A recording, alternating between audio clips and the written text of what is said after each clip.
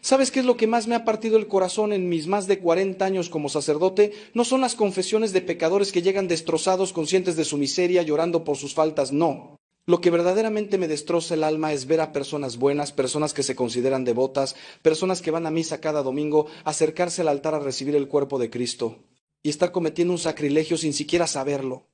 ¿Tú crees que estás en gracia de Dios?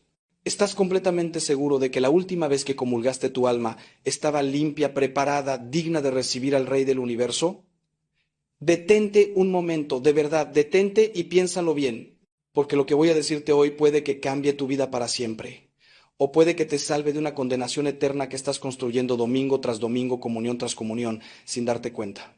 Hace apenas 3 semanas, una mujer de 62 años vino a verme. Había estado comulgando durante 40 años, hermano mío. Era catequista, ministra de la Eucaristía, una de esas personas que todos en la parroquia consideraban un modelo de fe.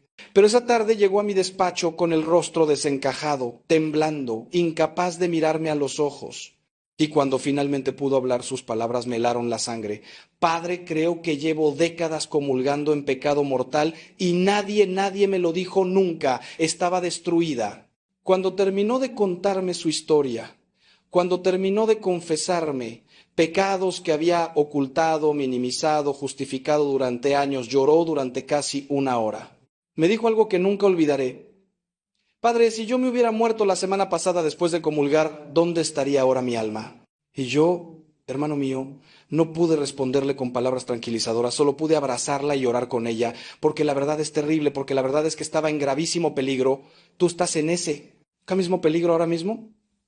¿Cuándo fue la última vez que hiciste un verdadero examen de conciencia antes de comulgar? ¿Cuándo fue la última vez que te confesaste de verdad, no por rutina, no para cumplir, sino porque reconociste que habías ofendido gravemente a Dios? Escúchame bien. Lo que voy a compartir contigo hoy no lo hago para condenarte, no lo hago para asustarte sin razón, no lo hago porque sea un sacerdote anticuado o rigorista. Lo hago porque he visto demasiadas almas perderse.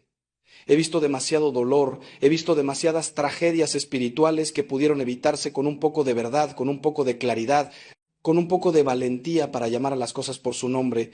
Y si nadie más va a decírtelo, si nadie más tiene el valor de sacudirte y despertarte de esa ilusión peligrosa de que todo está bien, entonces yo lo haré. Porque te amo como pastor, porque tu alma me importa más que tu comodidad, porque prefiero que te incomodes ahora y te salves eternamente, a que sigas tranquilo y te condenes para siempre. Hay 9 pecados, 9 faltas graves que la mayoría de los católicos están cometiendo sin confesarlos, sin siquiera reconocerlos como pecados. 9 muros invisibles que están separando tu alma de la gracia de Dios. 9 razones por las que tu última comunión pudo haber sido un sacrilegio en lugar de una bendición. Y lo más aterrador es que algunos de estos pecados son tan comunes, tan aceptados por la sociedad, tan normalizados incluso dentro de la iglesia, que has dejado de verlos como pecados. Pero Dios los ve, hermano mío. Dios los ve y su justicia, aunque paciente, aunque misericordiosa, es también perfectamente real. ¿Estás preparado para escuchar la verdad? ¿Estás dispuesto a que se caigan las vendas de tus ojos? ¿Tienes el valor de mirarte al espejo del alma y ver lo que realmente hay ahí, no lo que te gustaría que hubiera? Porque si sigues escuchando, si sigues conmigo hasta el final de este mensaje, te prometo que ya no podrás vivir igual. Ya no podrás acercarte al altar con la misma inconsciencia. Ya no podrás decir yo no sabía. Y eso, hermano mío, eso te hará responsable. Pero también te dará la oportunidad de cambiar, de convertirte de verdad, de experimentar el perdón más hermoso y la liberación más grande que existe. La misericordia infinita de Dios derramada sobre un corazón verdaderamente arrepentido. Te voy a hablar hoy de 9 pecados concretos, 9 faltas que están destruyendo la gracia en tu vida, 9 obstáculos que te impiden recibir dignamente al Señor en la Eucaristía. No lo hago para condenarte, lo hago porque te amo como pastor, porque no puedo quedarme callado viendo cómo las almas se pierden por ignorancia o por negligencia.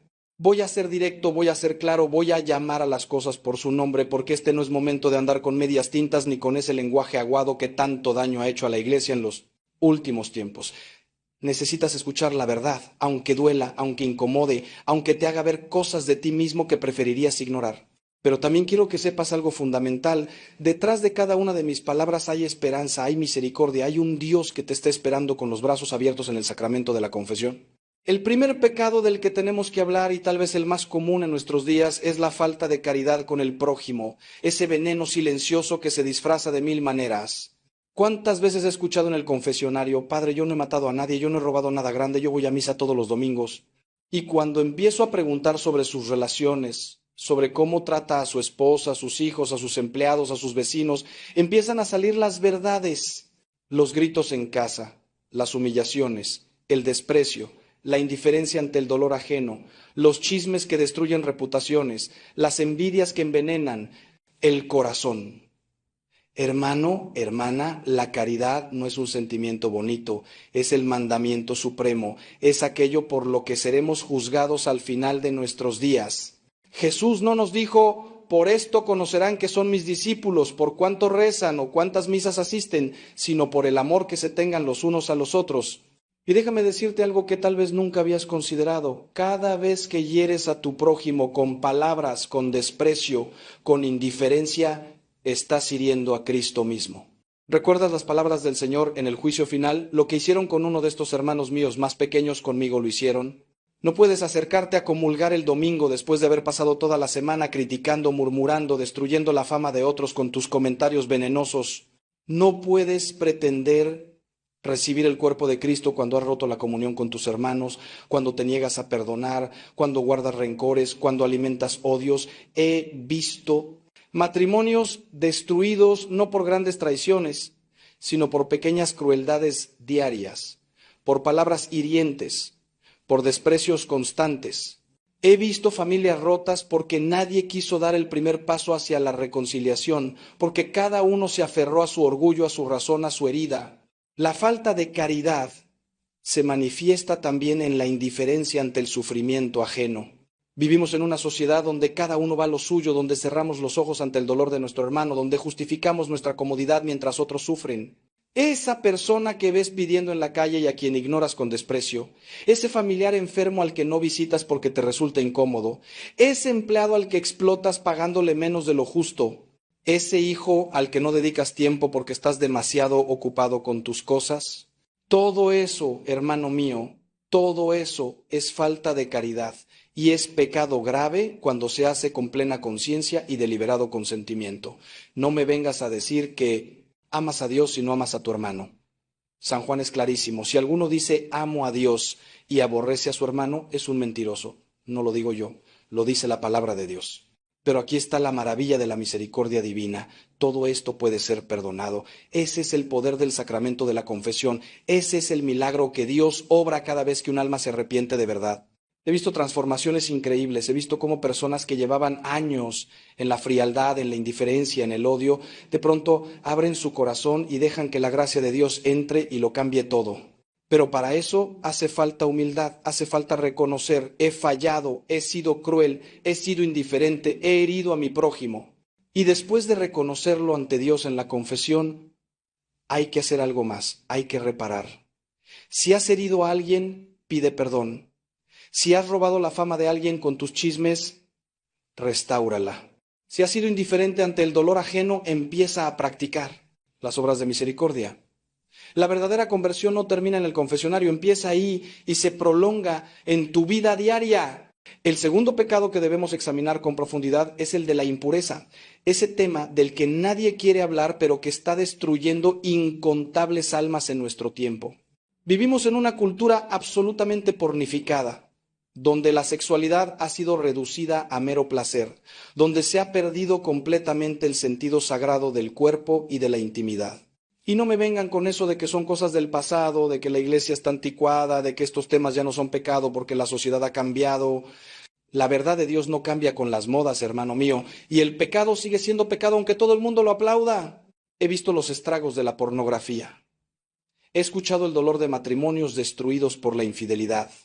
He visto jóvenes completamente esclavizados por el vicio de la masturbación, incapaces de tener relaciones sanas, atrapados en una adicción que los consume. La impureza no es solo el acto sexual fuera del matrimonio, aunque eso sea pecado grave. Es también la pornografía que consumes en secreto pensando que nadie te ve, pero Dios te ve. Es la masturbación que justificas diciéndote que es algo natural, pero que te está alejando de la gracia. Son esos pensamientos lujuriosos que alimentas voluntariamente. esas fantasías a las que das vueltas en tu mente, ese deseo desordenado que consientes y cultivas. Son esas miradas impuras, esa forma de ver a las personas como objetos de deseo y no como hijos de Dios con dignidad infinita. Y déjame ser muy claro en esto. Si estás en alguna de estas situaciones y no te has confesado, no puedes comulgar. No puedes recibir el cuerpo purísimo de Cristo cuando tu propio cuerpo, templo del Espíritu Santo, ha sido profanado por el pecado. He tenido confesiones de hombres casados que llevan años engañando a sus esposas, que mantienen relaciones adúlteras, que tienen dobles vidas. He escuchado a jóvenes que me confiesan que están viviendo en unión libre, en fornicación, sin ninguna intención de casarse, pero que vienen a misa y comulgan como si nada. He tenido que decirles con todo el dolor de mi corazón, pero con toda la claridad: hermano, mientras sigas en esa situación no puedes comulgar. No es que Dios no te ame, es que tú has elegido vivir en contradicción con su ley y esa contradicción te impide recibir la gracia sacramental. Es como querer encender una luz en medio de un vendaval. El viento apaga la llama, tu pecado apaga la gracia. Y lo más terrible es que muchos se molestan cuando les digo esto, como si yo fuera el cruel, como si yo estuviera inventando las reglas. Yo no invento nada, yo solo transmito lo que Cristo enseñó y lo que la Iglesia ha guardado fielmente durante 2000 años. Pero también he visto liberaciones maravillosas.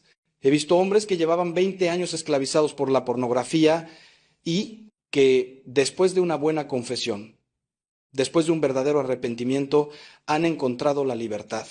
He visto jóvenes que decidieron vivir en castidad, que cortaron con relaciones pecaminosas y que descubrieron una alegría y una paz que nunca habían conocido.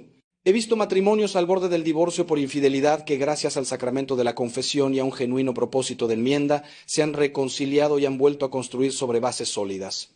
Todo es posible para Dios, hermano mío. No hay pecado tan grande que no pueda ser perdonado, no hay esclavitud tan fuerte que la gracia de Dios no pueda romper. Pero hace falta tu colaboración. Hace falta que reconozcas el pecado, que lo llames por su nombre, que te arrepientas de verdad y que estés dispuesto a cambiar tu vida. Y esto me lleva a algo fundamental que muchos olvidan: el propósito de enmienda.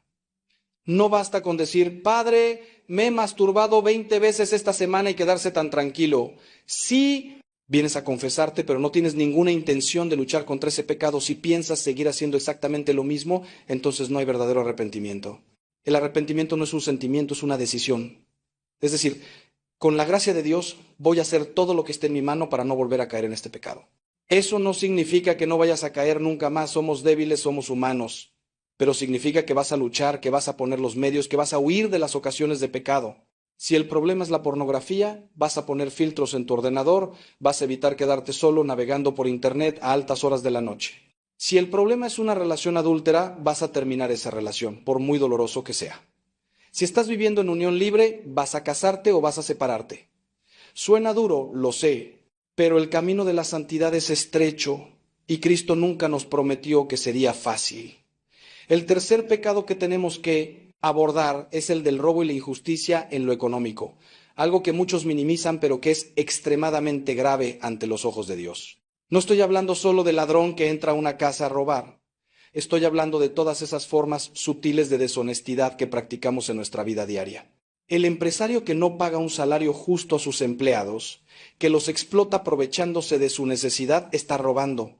El trabajador que cobra su sueldo completo pero no cumple con su horario, que hace mal su trabajo, que engaña a su jefe, está robando. El que va de impuestos, el que cobra servicios públicos sin pagarlos, el que se queda con el cambio de más cuando el cajero se equivoca, el que encuentra algo y no lo devuelve a su dueño. Todo eso es robo, hermano mío. Y no puedes comulgar sin antes confesarlo y, muy importante, sin antes restituir lo robado. La restitución es un aspecto del que nadie habla, pero que es fundamental para una buena confesión. Si has robado o no, basta con decir me arrepiento, tienes que devolver lo robado. Si no puedes devolverlo a la persona directamente porque no sabes quién es o por qué ha muerto, entonces tienes que darlo en limosna o restituirlo de alguna otra forma. He tenido casos de personas que me confiesan que hace años robaron dinero a su empresa, o que no pagaron a un proveedor, o que se apropiaron de una herencia que no les correspondía. Y cuando les explico que tienen que restituir, algunos se escandalizan. Pero padre, eso fue hace mucho tiempo, pero padre, es mucho dinero, pero padre, nadie se acuerda de eso. Y yo les respondo: Dios se acuerda. Y mientras no restituyas, tu confesión no es válida. Es así de claro. No puedes pedir perdón por un pecado y seguir disfrutando del fruto de ese pecado. También está el pecado de la usura, del préstamo con intereses abusivos. ¿Cuántos hay que se aprovechan de la necesidad ajena para enriquecerse, que prestan dinero a personas desesperadas cobrando tasas de interés criminales? ¿Cuántos propietarios hay que cobran alquileres abusivos, que expulsan a familias sin piedad, que especulan con la vivienda mientras hay gente durmiendo en la calle? Todo esto clama al cielo, hermano mío. Santiago en su carta tiene palabras durísimas para los ricos que oprimen a los pobres, que acumulan tesoros mientras sus trabajadores no tienen ni para comer. Y no pienses que esto no va contigo porque no eres rico. La injusticia económica no es solo cosa de grandes empresarios. También está en el pequeño comerciante que engaña en el peso o en la medida, en el que vende productos adulterados o caducados, en el que infla sus precios abusivamente aprovechándose de una crisis. He visto el dolor que causa la injusticia económica. He visto familias en la calle porque un propietario codicioso las echó sin contemplaciones. He visto trabajadores destruidos física y moralmente porque un patrón sin escrúpulos los explotó durante años. He visto ancianos estafados por supuestos amigos que se aprovecharon de su confianza. He visto la desesperación en los ojos de padres que no pueden alimentar a sus hijos porque alguien no les pagó lo que les debía. Y déjame decirte algo. Si tú eres responsable de ese sufrimiento, si tú eres quien causa esa injusticia, Dios te va a pedir cuentas. Y no hay comunión que valga mientras no hagas justicia. No me vengas con que eres muy devoto, o con que rezas mucho, o con que vas a misa todos los días. Si estás cometiendo injusticia con tu prójimo, toda tu religiosidad es mentira. Pero como siempre digo, la misericordia de Dios es infinita. He visto conversiones hermosas de empresarios que después de confesarse decidieron cambiar completamente su forma de hacer negocios. He visto patrones que empezaron a tratar a sus empleados con dignidad y justicia. He visto personas que restituyeron deudas de hace años, que pidieron perdón y repararon el daño causado. Y déjame decirte que esa paz que da la justicia, esa tranquilidad de conciencia que viene de hacer las cosas bien, no tiene precio. No hay cantidad de dinero que valga la paz del alma. Puedes ser millonario y estar en el infierno interior del remordimiento, o puedes ser pobre pero dormir tranquilo porque sabes que has sido honesto. El dinero mal habido no trae felicidad, solo trae inquietud, miedo y al final condenación si no hay arrepentimiento. Ahora llegamos al cuarto pecado. Uno que está destrozando a nuestra sociedad actual de manera dramática: la calumnia y la murmuración. Hermanos míos, ¿cuánto daño hacemos con nuestra lengua? ¿Cuántas reputaciones destruimos? ¿Cuántas vidas arruinamos con nuestros comentarios maliciosos? Santiago dice que la lengua es un fuego, un mundo de maldad que contamina todo el cuerpo. Y es verdad, he visto más familias rotas por la lengua viperina que por cualquier otra cosa. He visto matrimonios destruidos por chismes. He visto amistades de años rotas por una palabra maliciosa. He visto comunidades enteras divididas por murmuraciones. Y sin embargo, este pecado se practica con una ligereza espantosa, como si no fuera grave, como si fuera solo conversar, como si no pasara nada por comentar sobre la vida ajena. La calumnia es atribuir a alguien faltas o defectos que no tiene, es mentir sobre otra persona para dañar su reputación. La murmuración es revelar los defectos o pecados reales de alguien sin necesidad, sin caridad, con la intención de hacer quedar mal a esa persona. Ambas son pecados graves contra la justicia y la caridad. Y déjame decirte algo. Cuando calumnias o murmuras, no solo pecas, sino que causas un daño a veces irreparable. Porque la fama, una vez perdida, es muy difícil de recuperar. Puedes destruir en 5 minutos de conversación maliciosa lo que una persona ha construido durante años de esfuerzo y honestidad, y eso, hermano mío, tiene que ser confesado. Y no solo confesado, sino que tienes que reparar el daño. Si has dicho mentiras sobre alguien, tienes que desmentirlas. Si has revelado secretos que no debías revelar, tienes que hacer todo lo posible por restaurar la fama de esa persona. Piensa en cuántas veces has participado en conversaciones donde se criticaba a alguien que no estaba presente para defenderse. Piensa en cuántas veces has escuchado rumores y los has repetido sin verificar si eran ciertos. Piensa en cuántas veces has exagerado los defectos de alguien o has omitido sus virtudes para que otros se formaran una mala opinión de esa persona. Piensa en las redes sociales, ese campo minado donde todos nos permitimos juzgar, criticar, difamar al que piensa diferente. ¿Cuántos comentarios hirientes, cuántas palabras llenas de odio y desprecio escribimos escudándonos en el anonimato o en la distancia? Y luego vamos tan tranquilos a comulgar el domingo, como si nada hubiera pasado.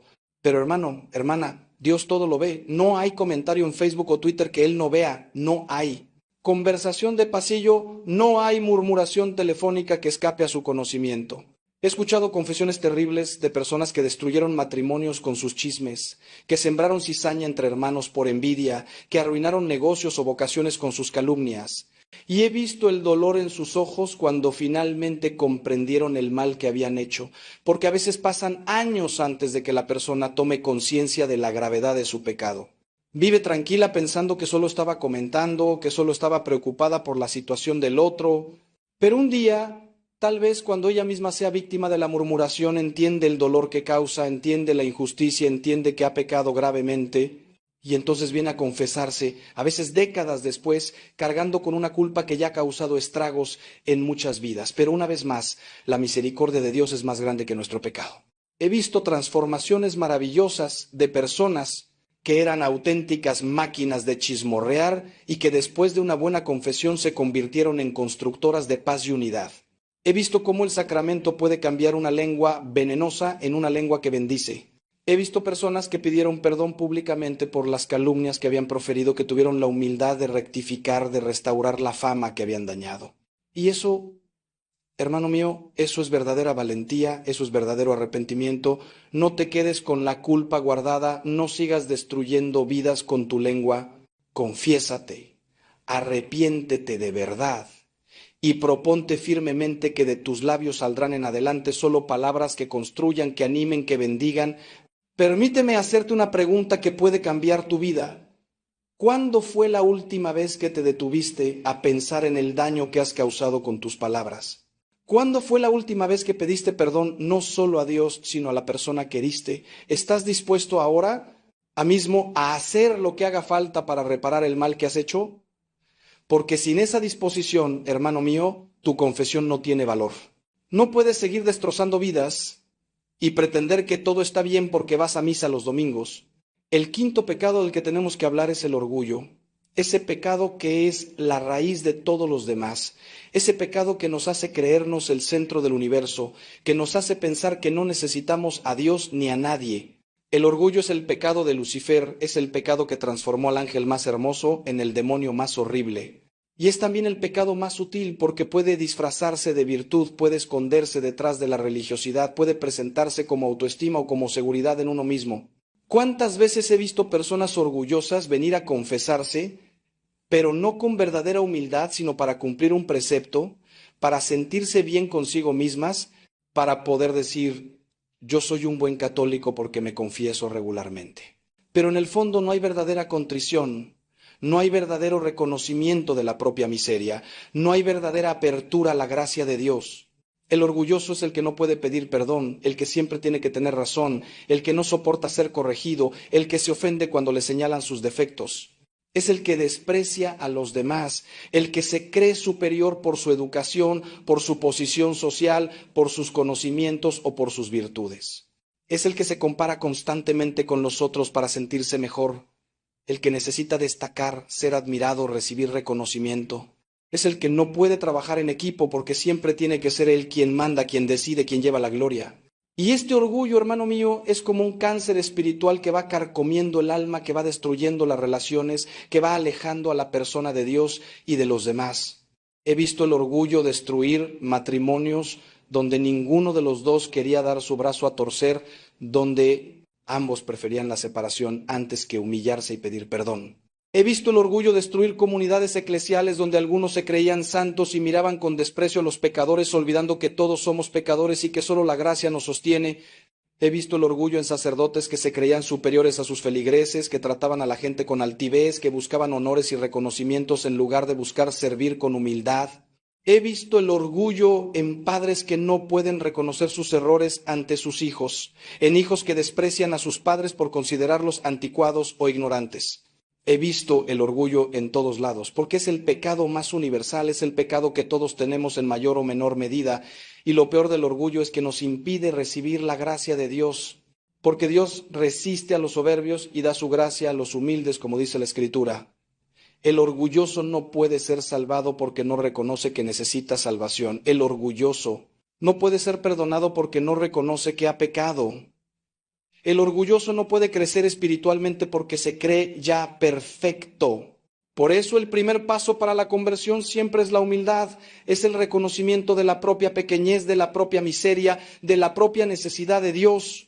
Y esa humildad, hermano mío, no es debilidad, es la verdad, es vernos como realmente somos, criaturas limitadas, pecadoras, necesitadas de la misericordia divina, pero también amadas infinitamente por Dios, llamadas a la santidad, capaces de grandes cosas con su gracia. Si tienes que confesar el orgullo, confiésalo en serio.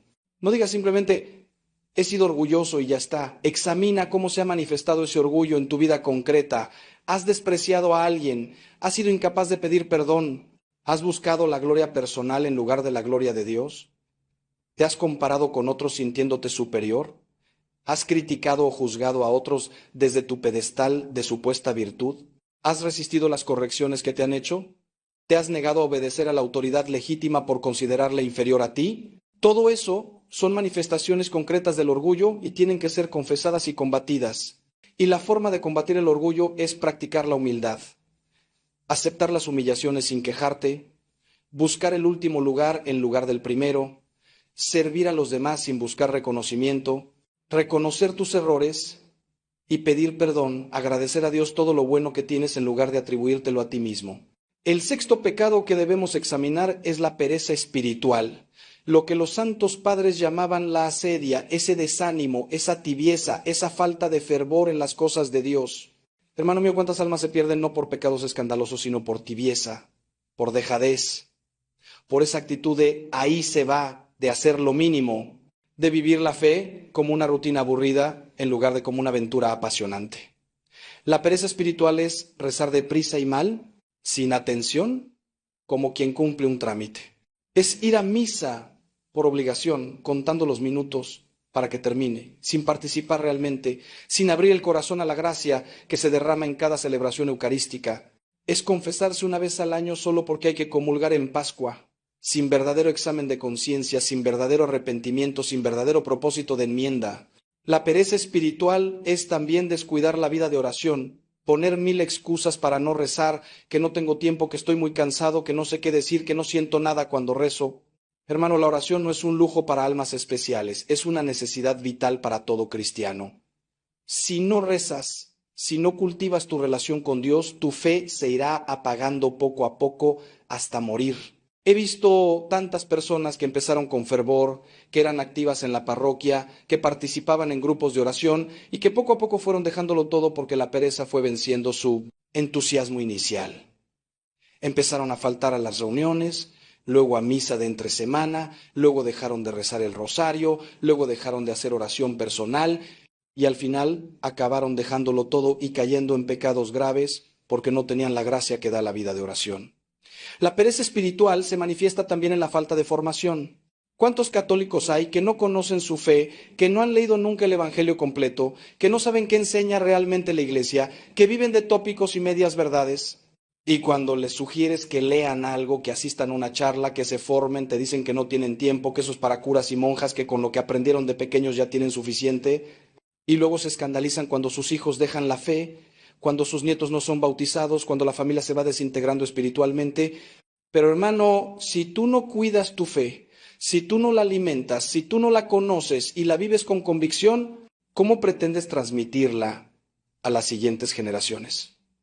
También está la pereza en la práctica de las obras de misericordia. Saber que hay necesitados y no hacer nada por ayudarlos. Saber que la Iglesia necesita de nuestro servicio y no ofrecernos.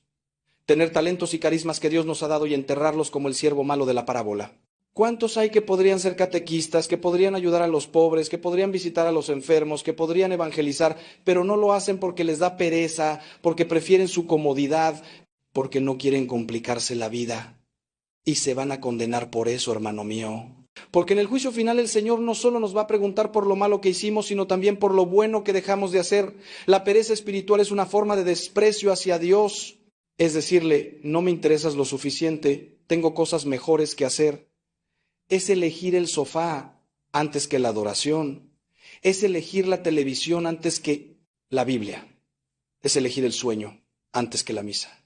Y el Señor tiene palabras muy duras para los tibios. Ojalá fueras frío o caliente, pero como eres tibio te vomitaré de mi boca. Suena fuerte, ¿verdad? Pero es palabra de Dios. El Señor prefiere al pecador declarado que al tibio, porque el pecador al menos sabe que necesita conversión, pero el tibio se cree que está bien, que ya hace suficiente, que no necesita cambiar nada. Y esa ceguera espiritual es más peligrosa que cualquier pecado evidente. Por eso, hermano mío, examina tu vida de oración, examina tu participación en la misa, examina tu formación, examina tu servicio. Y si descubres tibieza, si descubres pereza espiritual, confiésala y pide al Señor que encienda en tu corazón el fuego del Espíritu Santo. Llegamos ahora al séptimo pecado, uno que es especialmente grave y que muchos católicos cometen sin darse cuenta: el sacrilegio eucarístico. Hermanos míos, la Eucaristía es el tesoro más grande que tenemos. Es el cuerpo, sangre, alma y divinidad de nuestro Señor Jesucristo. No es un símbolo, no es un recuerdo, es el mismo Cristo realmente presente.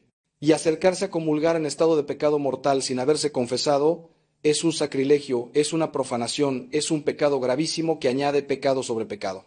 San Pablo, como ya mencioné, nos advierte que quien come y bebe sin discernir el cuerpo, come y bebe su propia condenación. No son palabras mías, son palabras de la Sagrada Escritura inspiradas por el Espíritu Santo. Y sin embargo, ¿cuántos comulgan en pecado mortal?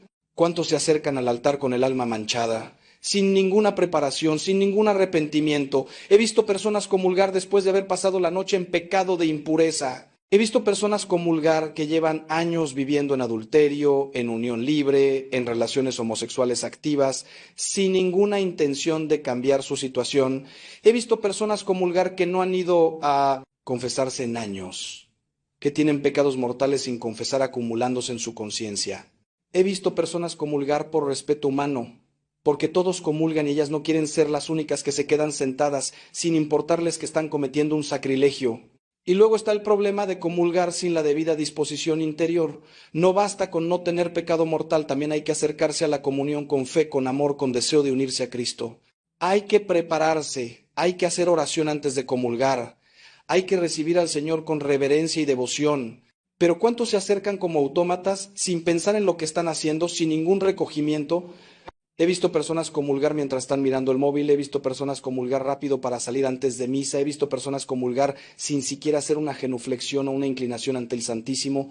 Y todo eso, hermano mío, es falta de reverencia, es falta de fe, es falta de amor a nuestro Señor en la Eucaristía. También está el problema de la comunión en la mano recibida sin respeto. No voy a entrar en el debate de si es mejor comulgar en la mano o en la boca, porque ambas formas están permitidas. Pero si comulgas en la mano, hazlo con todo el respeto y cuidado. Asegúrate de que tu mano está limpia.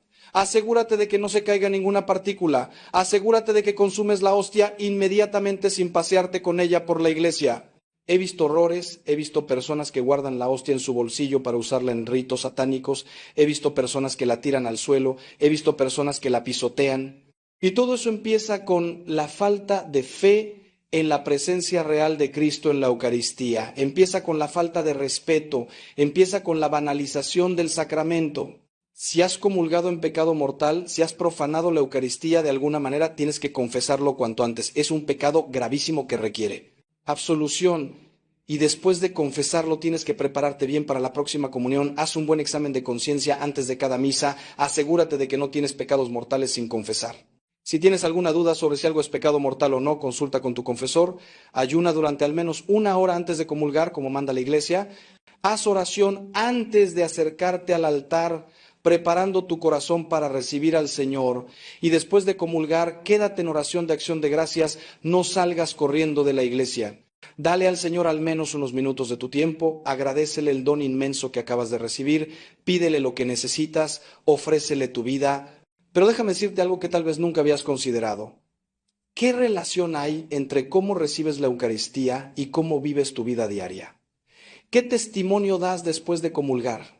Porque no tiene sentido recibir a Cristo en la Eucaristía y luego vivir como si Él no existiera. Algunos piensan que la comunión es mágica, que automáticamente te hace santo sin que tú pongas nada de tu parte. Pero no es así, hermano mío. La gracia sacramental requiere tu colaboración, requiere que abras tu corazón, que dispongas tu voluntad, que cambies tu vida. El octavo pecado que necesitamos abordar es la envidia, ese veneno corrosivo que nos consume por dentro cuando vemos el bien ajeno. La envidia es tristeza por el bien del prójimo. Es desear que al otro le vaya mal para que yo pueda destacar. Es no poder alegrarse sinceramente del éxito, de la felicidad, de las bendiciones que reciben los demás. Y este pecado, hermano mío, este pecado está destruyendo familias, amistades, comunidades. He visto hermanos de sangre enemistados por envidia de la herencia. He visto amigos de toda la vida distanciados porque uno tuvo éxito y el otro no lo soportó. He visto comunidades parroquiales divididas porque algunos envidiaban los carismas o el protagonismo de otros. La envidia mató a Abel. La envidia vendió a José como esclavo. La envidia entregó a Jesús a la muerte. Y la envidia nos está matando a nosotros también espiritualmente. Porque el envidioso vive amargado, vive infeliz, vive comparándose constantemente con los demás y sintiéndose inferior. No puede disfrutar de sus propias bendiciones porque está obsesionado con las bendiciones ajenas. No puede alegrarse por lo que tiene porque siempre está mirando lo que tienen los otros. Vive en una permanente competición, en una permanente insatisfacción, en un permanente resentimiento contra Dios y contra el prójimo.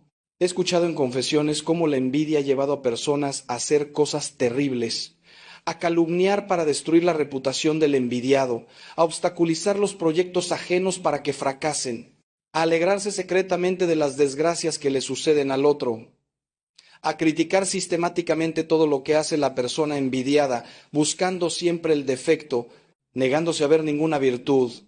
Y todo eso, hermano mío, todo eso es pecado grave cuando se hace con plena conciencia y deliberado consentimiento, porque no solo dañas al otro con tu envidia, te dañas sobre todo a ti mismo. Te conviertes en una persona amargada, tóxica, incapaz de amar sinceramente. La envidia en las familias es particularmente destructiva. Padres que tienen preferencias entre sus hijos, favoreciendo a unos y descuidando a otros, sembrando así la envidia entre hermanos. Hijos que envidian a sus hermanos por la atención que reciben, por sus éxitos, por sus cualidades. Hermanos que pelean por la herencia, que se distancian para siempre porque uno recibió más que el otro. Y lo más triste es ver a familias enteras rotas por la envidia, familias donde nadie puede alegrarse por nadie, donde cada logro de uno es vivido como una derrota por los otros. La cura de la envidia es la gratitud y la caridad. Gratitud por todo lo que Dios te ha dado a ti, por tus propios dones, por tus propias bendiciones. Dejar de compararte con los demás y empezar a agradecer lo que tienes. Y caridad, alegrarte sinceramente por el bien ajeno, reconocer que las bendiciones que recibe tu hermano no te quitan nada a ti, que Dios tiene bendiciones para todos, que no hay competición en el reino de Dios.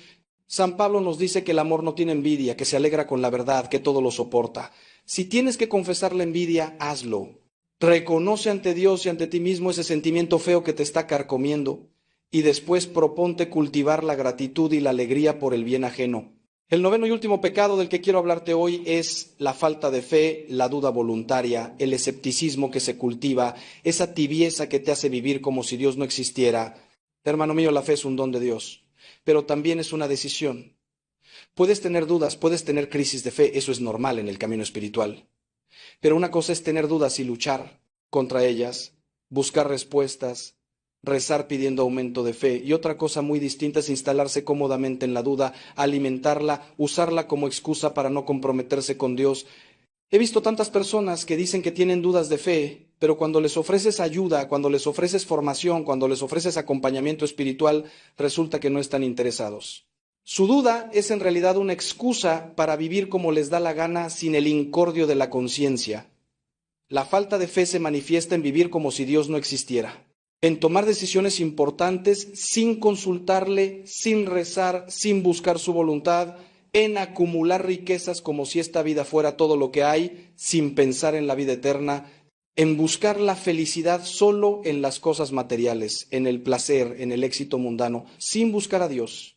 En no confiar en la providencia divina, en vivir angustiado, ansioso, como si todo dependiera solo de ti y no hubiera un Padre Dios que cuida de ti, en no rezar, porque total, ¿para qué si Dios ya sabe lo que necesito? O peor aún, porque en el fondo no crees que la oración sirva para algo. He visto la falta de fe en padres que no bautizan a sus hijos porque ya elegirán cuando sean mayores, como si la fe fuera una opción más entre tantas y no la verdad que da sentido a la existencia. He visto la falta de fe en jóvenes que se dejan arrastrar por la mentalidad del mundo, que adoptan posturas incompatibles con la fe católica sobre el aborto, sobre la eutanasia, sobre la sexualidad, porque les importa más el qué dirán que la verdad de Dios. He visto la falta de fe en católicos que viven una esquizofrenia espiritual. Van a misa el domingo, pero el resto de la semana actúan exactamente igual que los que no creen en nada. La falta de fe también se manifiesta en el miedo, en la desesperación, en la falta de esperanza. El que tiene fe sabe que Dios tiene el control, que nada sucede sin su permiso, que incluso en medio del sufrimiento más terrible, Dios puede sacar un bien. El que tiene fe no se desespera en las dificultades, no pierde la paz en las pruebas, no se hunde en la tristeza cuando las cosas no salen como esperaba. Pero el que no tiene fe o tiene poca fe, se viene abajo a la primera contrariedad, se llena de amargura ante el sufrimiento, pierde toda esperanza cuando las cosas se ponen difíciles. Si tu fe está débil, si está en crisis y prácticamente no existe, tienes que confesarlo.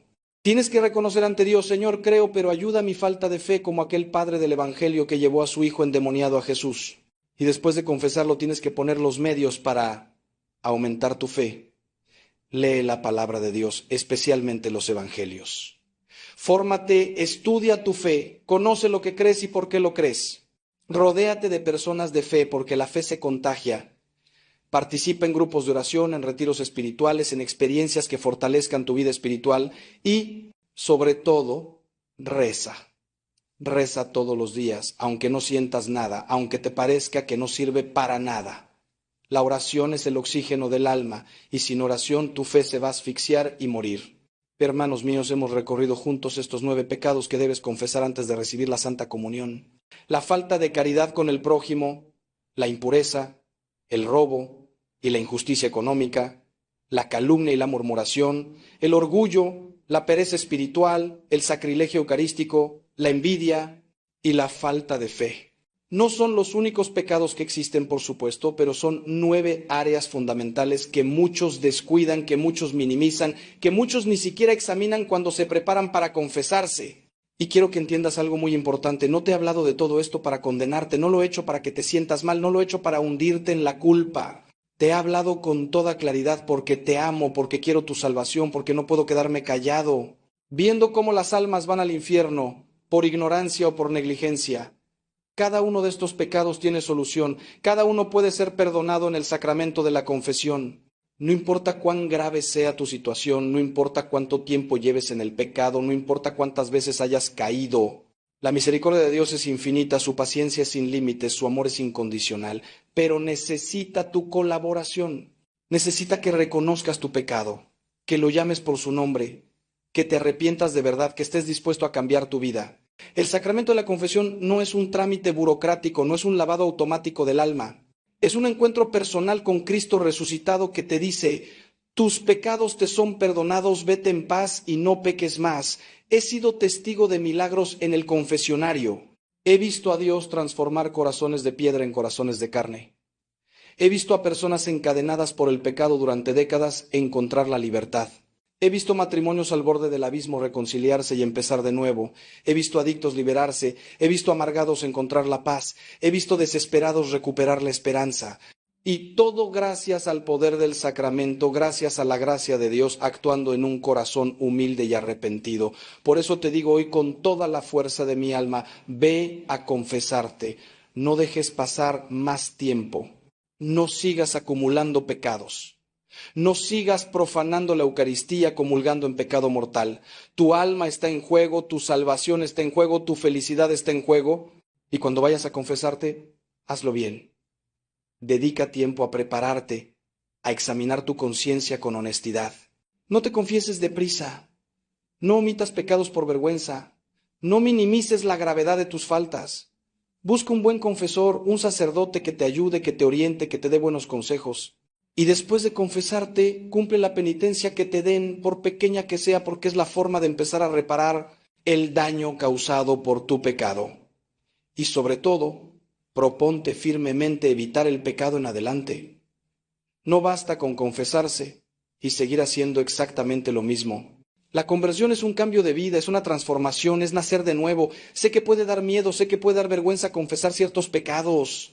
He escuchado de todo en el confesionario, créeme, y nada me escandaliza ya.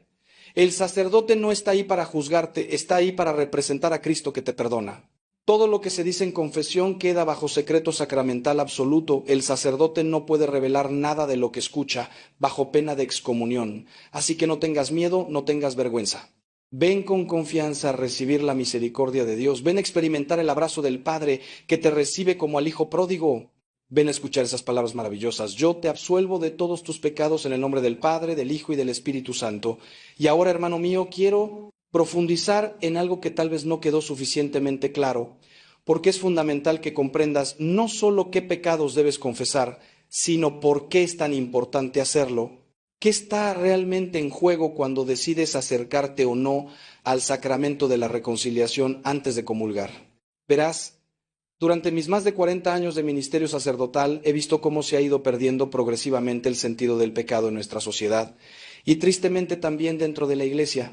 Vivimos en una época donde todo se relativiza, donde cada uno se convierte en juez de su propia conciencia sin referencia objetiva a la ley de Dios, donde se ha sustituido la verdad por la opinión personal. Y esto, hermano mío, esto está causando estragos espirituales de proporciones catastróficas. He visto generaciones enteras que han crecido sin una formación moral sólida, que no saben distinguir entre el bien y el mal, que piensan que todo depende de las circunstancias o de los sentimientos del momento. Cuando yo era joven seminarista, la gente se confesaba con frecuencia. Las iglesias tenían confesionarios llenos los sábados por la tarde, y era normal que las personas hicieran un examen de conciencia riguroso antes de acercarse a la comunión. Pero algo cambió, especialmente después de los años 60 y 70 del siglo pasado. Se empezó a predicar un evangelio aguado, un cristianismo sin cruz, una misericordia sin arrepentimiento.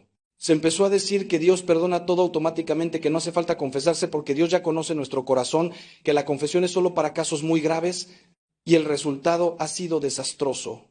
Los confesionarios vacíos, las comuniones sacrílegas multiplicándose, las conciencias anestesiadas, las almas perdiéndose por falta de orientación y de gracia sacramental. Y déjame decirte algo con toda claridad. Los sacerdotes que predicamos esto, que hemos facilitado esta degradación con nuestro silencio o con nuestra cobardía pastoral, vamos a tener que dar cuentas muy serias a Dios. Por eso hoy te hablo con esta vehemencia, por eso insisto tanto en la importancia de la confesión antes de la comunión. No es legalismo, no es rigorismo, no es querer complicar las cosas. Es amor, hermano mío, es amor a tu alma inmortal. Es amor a Cristo presente en la Eucaristía. Es amor a la verdad que nos hace libres. Porque verás, cuando comulgas en estado de gracia, después de una buena confesión, algo maravilloso sucede en tu alma. La comunión produce sus frutos, aumenta tu unión con Cristo, te fortalece contra el pecado, te purifica de los pecados veniales, te alimenta espiritualmente para el camino, te hace crecer en caridad. Pero cuando comulgas en pecado mortal, no solo no recibes estos frutos, sino que cometes un nuevo pecado gravísimo, un sacrilegio que añade más oscuridad a tu alma ya oscurecida. Es como pretender encender una luz en medio de un huracán. La luz se apaga inmediatamente. Imagínate que invitas a tu casa a la persona más importante del mundo, digamos al Papa, o a un presidente, o a alguien a quien admiras profundamente. ¿Cómo prepararías tu casa?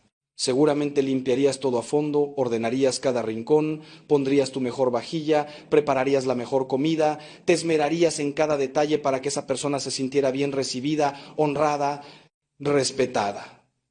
Pues bien, cuando vas a comulgar, estás invitando a tu alma, que es tu casa interior, ni más ni menos que al Rey del universo, al Creador de todas las cosas, al Señor de señores, al que los ángeles adoran continuamente. ¿No merece él al menos la misma preparación, el mismo esmero, la misma limpieza que darías a cualquier invitado humano? Pero muchos van a comulgar con el alma sucia, desordenada, llena de pecado, sin ninguna preparación, sin ningún respeto. Y luego se preguntan por qué su vida espiritual es tan pobre, por qué no sienten a Dios, por qué su fe está muerta. Déjame contarte algo que nunca olvidaré. Hace años vino a verme una mujer de unos 50 años, destrozada, llorando inconsolablemente. Llevaba meses con una angustia terrible, con insomnio, con ataques de pánico, había ido a psiquiatras, había tomado medicación, pero nada la aliviaba. Cuando finalmente se decidió a hablar conmigo, me confesó que llevaba 15 años viviendo en adulterio, manteniendo una relación con un hombre casado. Durante todo ese tiempo había seguido yendo a misa, había seguido comulgando cada domingo, sin confesarse nunca, porque según ella, Dios entendía su situación. Su matrimonio era un infierno. Había encontrado el amor verdadero con ese hombre. Pero hacía unos meses algo había empezado a cambiarle por dentro. Una voz interior cada vez más fuerte le decía que lo que estaba haciendo estaba mal, que estaba ofendiendo a Dios, que estaba viviendo una mentira. Y cuanto más intentaba callar esa voz, más fuerte se hacía, hasta convertirse en una angustia insoportable que la estaba literalmente enfermando. Le expliqué con toda caridad, pero también con toda claridad, que esa voz que escuchaba era su conciencia, iluminada por el Espíritu Santo, llamándola a la conversión. Le expliqué que llevaba 15 años comulgando en pecado mortal, cometiendo sacrilegio tras sacrilegio. Le expliqué que su angustia no era una enfermedad mental, sino una crisis espiritual, que su alma estaba gritando pidiendo auxilio, y le ofrecí el remedio.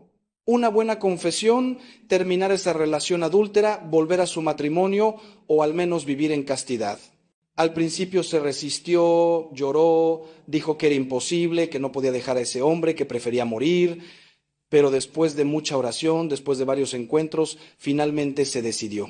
Se confesó, hizo una confesión general de todos esos años, lloró como no había llorado nunca, experimentó el perdón de Dios de una manera tan profunda, que salió del confesionario transformada. Terminó esa relación, por doloroso que fue. Y te puedo decir que años después la encontré de nuevo y era otra persona, radiante, en paz, feliz.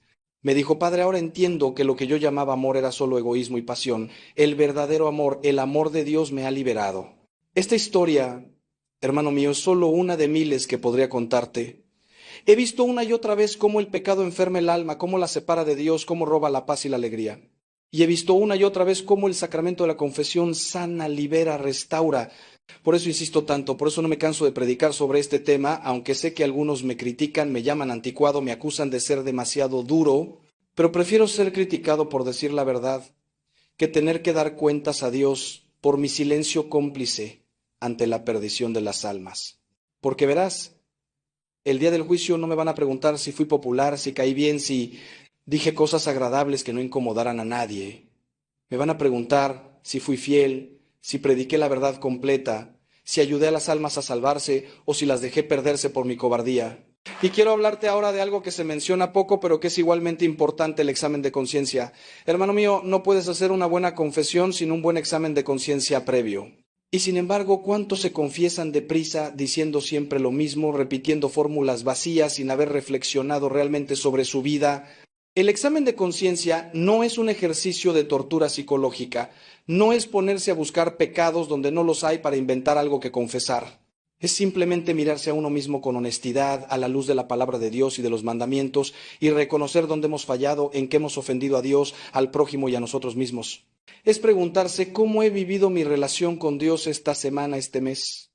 He rezado, he ido a misa, he blasfemado, he puesto mi confianza en Dios o he vivido como si Él no existiera. Después hay que examinar la relación con el prójimo. ¿Cómo he tratado a mi esposa, a mi esposo, a mis hijos, a mis padres? ¿He sido paciente o he gritado, he insultado, he herido con mis palabras? ¿He criticado, he murmurado, he calumniado, he sido justo en mis tratos comerciales o he engañado, he robado, he explotado? ¿He ayudado al necesitado que se cruzó en mi camino o pasé de largo como el sacerdote y el levita de la parábola del buen samaritano? ¿He perdonado las ofensas que me hicieron o guardo rencor, alimento el deseo de venganza? Y finalmente, hay que examinar la relación con uno mismo. ¿He cuidado mi cuerpo como templo del Espíritu Santo o lo he profanado con impurezas, con excesos en la comida o la bebida? ¿He sido responsable con mi salud o he sido negligente? ¿He cultivado las virtudes o me he dejado llevar por los vicios? Para ayudarte en este examen de conciencia, te recomiendo que uses los 10 mandamientos como guía. Ve uno por uno. Primer mandamiento: amar a Dios sobre todas las cosas. ¿Lo he amado realmente? ¿He puesto algo por encima de Él? ¿El dinero, el trabajo, el placer, mi propia voluntad? He practicado supersticiones, consultado horóscopos, acudido a brujos o adivinos. Segundo mandamiento, no tomar el nombre de Dios en vano. He blasfemado, he usado el nombre de Dios o de la Virgen o de los santos de forma irreverente. He hecho promesas a Dios y no las he cumplido. Tercer mandamiento, santificar las fiestas. He ido a misa todos los domingos y fiestas de guardar. He trabajado innecesariamente en domingo, impidiendo el descanso y la vida familiar. He participado en la misa con atención y devoción o he estado distraído, mirando el reloj, deseando que termine. Cuarto mandamiento, honrar padre y madre. He respetado y ayudado a mis padres, especialmente si son ancianos o están enfermos. He educado bien a mis hijos, dándoles formación religiosa y ejemplo de vida cristiana. ¿He respetado la autoridad legítima o he sido rebelde, desobediente? Quinto mandamiento, no matar. ¿He herido física o moralmente a alguien? ¿He deseado mal a otros? ¿He conducido de forma temeraria poniendo en peligro mi vida o la de otros? ¿He apoyado el aborto, la eutanasia, la pena de muerte? ¿He sido causa de escándalo llevando a otros al pecado? ¿He pensado en el suicidio o he intentado quitarme la vida? Sexto y noveno mandamiento, no cometer actos impuros ni desear la mujer del prójimo. Aquí entran todos los pecados contra la castidad de los que ya hablamos: fornicación, adulterio, masturbación, pornografía, pensamientos lujuriosos, consentidos, etc. Séptimo y décimo mandamiento, no robar ni codiciar los bienes ajenos. ¿He robado algo, aunque sea pequeño? ¿He devuelto lo prestado? ¿He pagado mis deudas? ¿He hecho trampas en los impuestos? ¿He dañado propiedades ajenas sin repararlas? ¿He sido codicioso, avaro, materialista? ¿He gastado dinero de forma irresponsable descuidando las necesidades de mi familia? Octavo mandamiento, no dar falso testimonio ni mentir. ¿He mentido? ¿He calumniado o murmurado? ¿He revelado secretos que debía guardar? ¿He roto promesas? ¿He sido hipócrita presentándome ante los demás como lo que no soy? Si examinas tu vida con honestidad a la luz de estos mandamientos, te aseguro que encontrarás materia para una buena confesión. Porque todos, absolutamente todos, somos pecadores que necesitamos la misericordia de Dios. Pero déjame decirte también algo muy importante. No conviertas el examen de conciencia en una obsesión.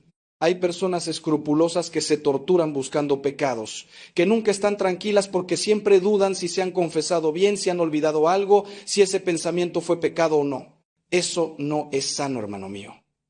Si tienes tendencia al escrúpulo, busca un director espiritual fijo, confiésate siempre con el mismo sacerdote si es posible y obedece lo que él te diga. Si tu confesor te dice que algo no es pecado, créele y no sigas dándole vueltas. El demonio usa el escrúpulo para atormentar a las almas buenas, para robarles la paz, para apartarlas de Dios. No caigas en esa trampa. Haz tu examen de conciencia con seriedad, pero sin angustia, confiésate con sinceridad y luego deja todo en las manos misericordiosas de Dios.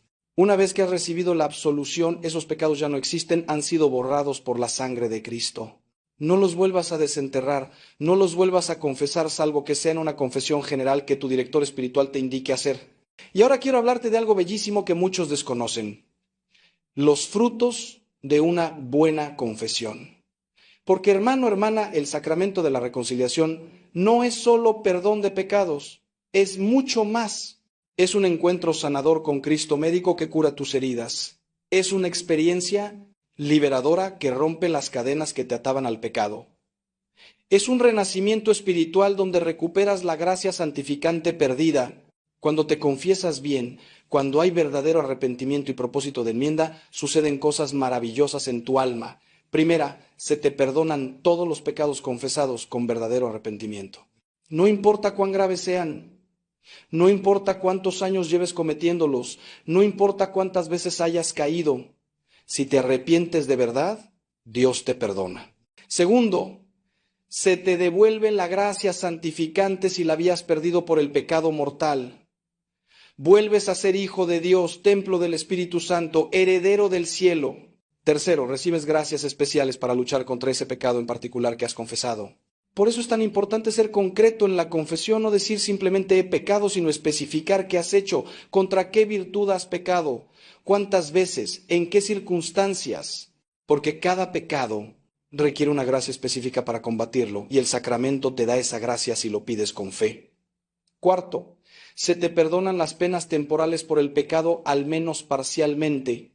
Verás, cuando pecamos, además de la culpa que se perdona en la confesión, queda lo que la teología llama pena temporal, que es como una deuda de justicia que hay que purgar o en esta vida mediante penitencias y sufrimientos ofrecidos a Dios o después de la muerte en el purgatorio.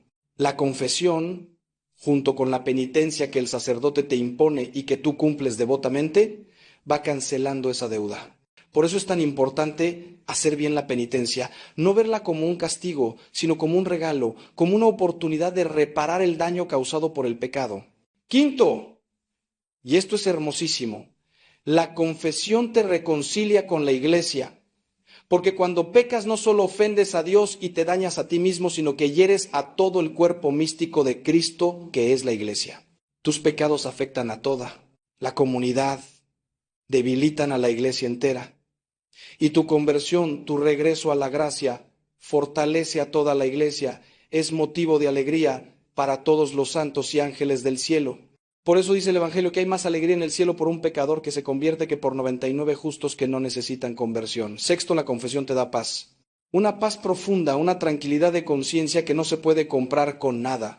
He visto personas salir del confesionario literalmente radiantes, como si se hubieran quitado un peso enorme de encima. Porque eso es exactamente lo que ha pasado. Se han quitado el peso del pecado, se han liberado de la culpa, han experimentado el perdón y el amor de Dios. Hermano mío, si hace tiempo que no te confiesas, si llevas años acumulando pecados, si tu alma está en tinieblas, déjame decirte con toda la ternura de mi corazón sacerdotal, Dios te está esperando. Te está esperando con los brazos abiertos como el padre de la parábola esperaba al hijo pródigo. No importa cuánto te hayas alejado, no importa cuán profundo hayas caído, no importa cuántas veces hayas fallado, Él te sigue amando, te sigue esperando, te sigue llamando.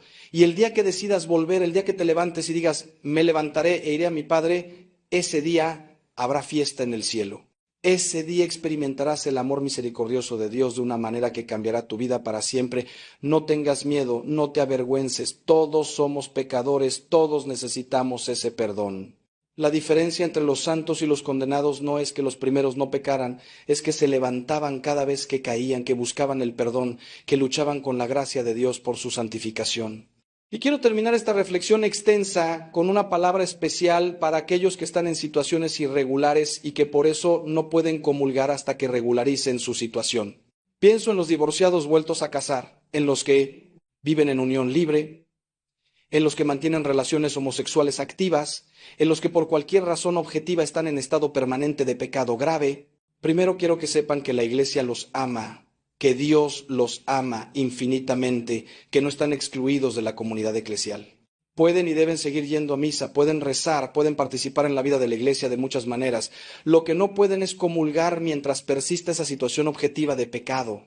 Y esto no es crueldad de la Iglesia, no es falta de misericordia, es coherencia con la verdad, es respeto a la santidad de la Eucaristía, es amor verdadero que no puede llamar bien al mal ni mal al bien. Sé que esto es difícil de aceptar, sé que duele. He visto el sufrimiento de personas en esta situación, he llorado con ellas, he rezado mucho por ellas. Pero la verdad es que la solución está en sus manos. Regularizar su situación. Si estás divorciado y vuelto a casar, investiga si tu primer matrimonio fue válido, tal vez puedas pedir la nulidad. Si estás en unión libre, cásate por la iglesia. Si estás en una relación adúltera, termínala por doloroso que sea. Si vives en pecado sexual, comprométete a vivir en castidad. Sé que suena imposiblemente duro, sé que estoy pidiendo sacrificios enormes, pero hermano, hermana, está en juego tu salvación eterna. ¿Qué vale más? ¿Unos años de placer o comodidad o la vida eterna con Dios? Jesús fue clarísimo. Si tu ojo te escandaliza, sácatelo. Más te vale entrar tuerto en el reino de los cielos que con los dos ojos ser arrojado al fuego de la gehenna. El lenguaje es duro, pero el mensaje es claro. Hay que estar dispuesto a sacrificar cualquier cosa, por preciosa que sea, si nos aparta de Dios. Y para todos los demás, para los que sí pueden comulgar porque no están en situación irregular permanente, mi llamado es: No comulgues en pecado mortal, prepárate bien, confiésate con frecuencia. La comunión es el alimento más sublime, es el encuentro más íntimo con Cristo que podemos tener en esta vida. No la banalices, no la trates como algo rutinario, no la profanes comulgando indignamente. Cada comunión bien hecha te acerca un paso más al cielo, te transforma un poco más en Cristo, te da fuerzas para vivir como hijo de Dios, pero cada comunión sacrílega te hunde un poco más, endurece tu corazón, apaga la luz de la gracia en tu alma. Por favor, por amor a tu alma, por amor a Cristo, por amor a la Iglesia, no comulgues sin confesarte si tienes conciencia de pecado mortal. Y si tienes dudas sobre si algo es pecado mortal o no, consulta, pregunta, fórmate. No juegues con tu salvación eterna, es demasiado importante. Que Dios te bendiga, que la Virgen María te acompañe y que el Espíritu Santo te ilumine para que tomes las decisiones correctas que te lleven a la santidad y a la vida eterna, y a la vida eterna, y a la vida eterna, y a la vida eterna, y a la vida eterna, y a la vida eterna, y a la vida eterna. Unos y descuidando a otros, sembrando así la envidia entre hermanos. Hijos que envidian a sus hermanos por la atención que reciben, por sus éxitos, por sus cualidades, hermanos que pelean por la herencia, que se distancian para siempre porque uno recibió más que el otro. Y lo más triste es ver a familias enteras rotas por la envidia, familias donde nadie puede alegrarse por nadie, donde cada logro de uno es vivido como una derrota por los otros. La cura de la envidia es la gratitud y la caridad. Gratitud por todo lo que Dios te ha dado a ti, por tus propios dones, por tus propias bendiciones, dejar de compararte con los demás y empezar a agradecer lo que tienes. Y caridad, alegrarte sinceramente por el bien ajeno, reconocer que las bendiciones que recibe tu hermano no te quitan nada a ti, que Dios tiene bendiciones para todos, que no hay competición en el reino de Dios. San Pablo nos dice que el amor no tiene envidia, que se alegra con la verdad, que todo lo soporta. Si tienes que confesar la envidia, hazlo. Reconoce ante Dios y ante ti mismo ese sentimiento feo que te está carcomiendo y después proponte cultivar la gratitud y la alegría por el bien ajeno. El noveno y último pecado del que quiero hablarte hoy es la falta de fe, la duda voluntaria, el escepticismo que se cultiva, esa tibieza que te hace vivir como si Dios no existiera. Hermano mío, la fe es un don de Dios, pero también es una decisión. Puedes tener dudas, puedes tener crisis de fe, eso es normal en el camino espiritual. Pero una cosa es tener dudas y luchar contra ellas, buscar respuestas, rezar pidiendo aumento de fe. Y otra cosa muy distinta es instalarse cómodamente en la duda, alimentarla, usarla como excusa para no comprometerse con Dios. He visto tantas personas que dicen que tienen dudas de fe, pero cuando les ofreces ayuda, cuando les ofreces formación, cuando les ofreces acompañamiento espiritual, resulta que no están interesados. Su duda es en realidad una excusa.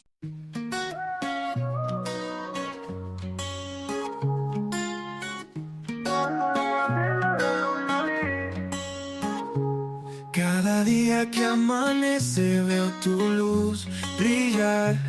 En mi corazón florece un deseo de paz sin cesar. Tu sonrisa es mi guía en la tormenta y la calma. Quiero verte siempre feliz, es un anhelo que nace del alma. Que la vida te regale mil razones para reír, que encuentres en cada detalle un motivo para vivir.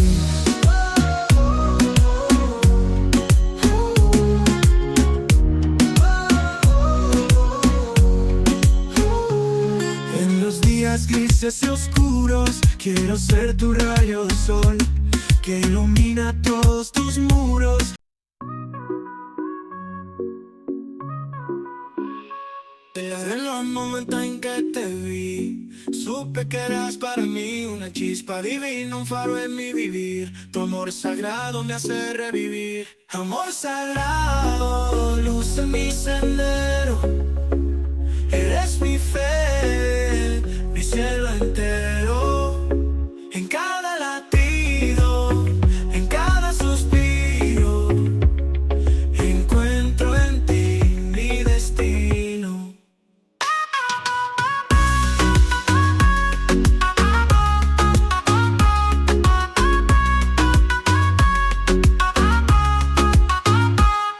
Tus ojos espejos de mi alma, encuentro la calma. Eres mi refugio, mi paz, mi verdad. En ti descubrí la eternidad. Amor sagrado.